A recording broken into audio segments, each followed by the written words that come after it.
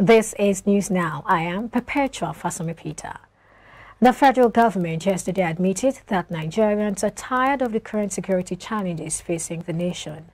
Rising from its closed-door meeting, which lasted more than 5 hours, the National Security Council acknowledged the deteriorating insecurity across the country, fueling fears among the population and making citizens tend towards seeking self-help.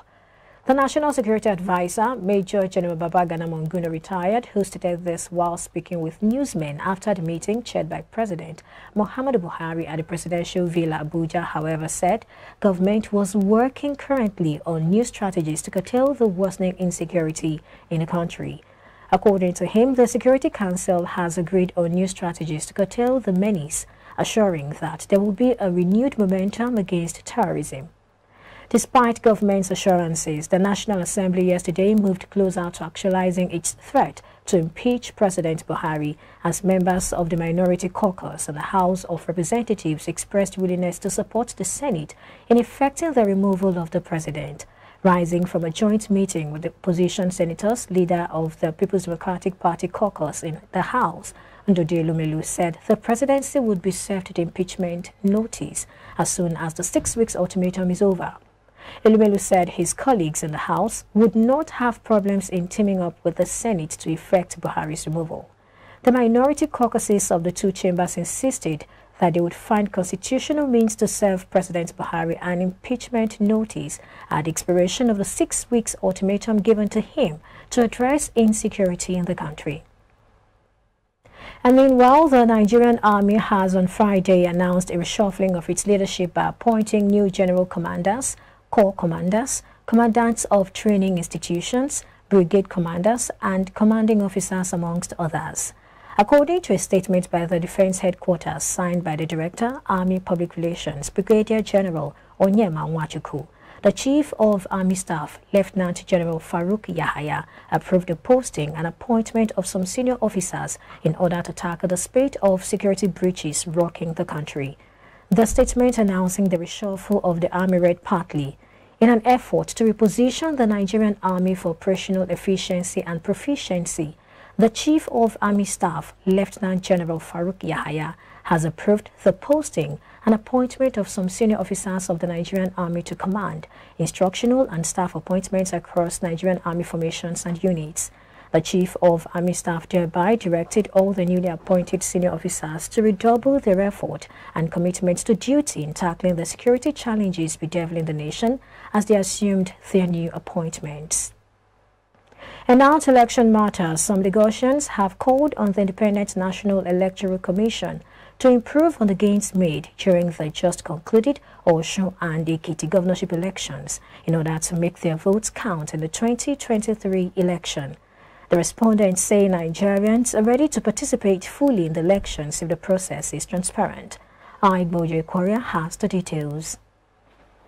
Commenting on OSUN and EKITI elections, the respondents said the introduction of the beavers is now a game changer in the country's electoral process.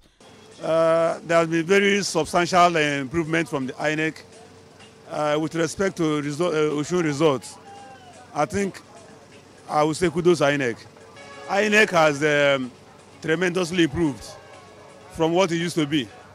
Of course, we expect more. They did well. You could comment that at least there has been some improvement from what we've been seeing before. But that's just like a government or that's like a state election.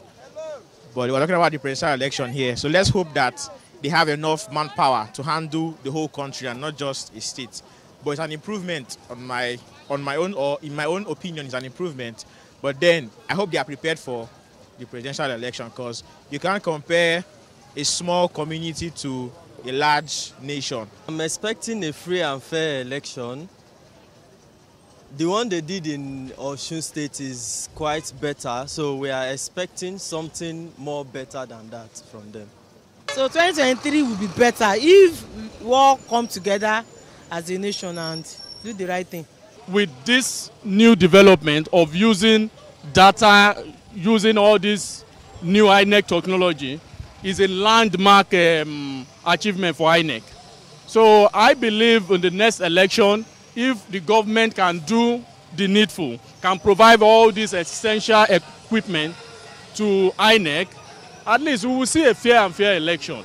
I expect exactly everything that happened in Osun to also, when I mean exactly everything that happened in Osun, the way everything was vivid, like placing the cards on the table. I expect 2023 election, presidential election, to be just like that.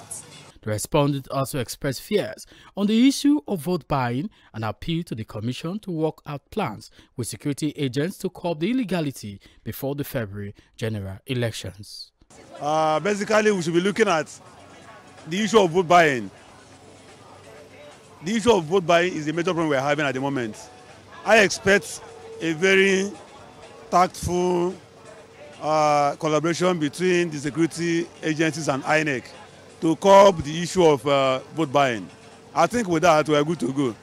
If INEC do their job diligently, we can get a positive result in the next election. iBrandTV reporting for iBrandTV News. The Nasarawa state government has said that no fewer than 18,429 residents of the state have tested positive for the viral hepatitis B and C. The State Commissioner for Health, Ahmed Yahaya, disclosed this during a press briefing held in commemoration of the 2022 World Hepatitis Day in Lafia on Thursday. He explained that a total of 181,946 residents were screened, but 18,429 tested positive for the disease, adding that some of the infected persons were presently receiving treatment in government hospitals across the 13 local government areas of the state. In his words, in Africa, it is estimated that about 15 to 60% of the normal population are living with either HBV or HCV, while the national burden for HBV and HCV stand at 8.1% and 1.1% respectively. The Nasarawa state's burden stood at about 16% and 13.2% seroprevalence for HBV and HCV respectively. The commissioner added that in order to tackle the virus, the state government created testing centers across the 13 local government areas for mass community screening and called on residents to avail themselves of the screening. Now, the Nigeria Center for Disease Control, NCDC, has confirmed 133 cases of monkeypox in 26 states. The NCDC disclosed this in its latest monkeypox situation report released on Thursday. The agency said from January to July 24, 2022, 3 deaths were recorded in 3 states: Delta 1, Lagos 1, and Ondo 1. The report also showed that there were at least 357 suspected cases of the disease in the country. The NCDC noted that there are ongoing efforts to strengthen surveillance at national and subnational levels. The United Nations Population Fund, UNFPA, has said that Nigeria's population is increasing by 3.2% annually, which projects 216 million in 2022 and may hit 400 million by 2050.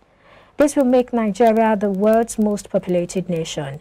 A UNFPA Deputy Country Representative, Erika Goldson, asserted on Thursday in Abuja at the National Population Commission NPC celebration of 2022 World Population Day. She represented the Executive Director, UNFPA United Nations Population Fund Resident Representative, Ola Mola, at the celebration. She said that African nations are relying on Nigeria to assist in achieving their Sustainable and Development Goals, SDGs 2030, for the continent.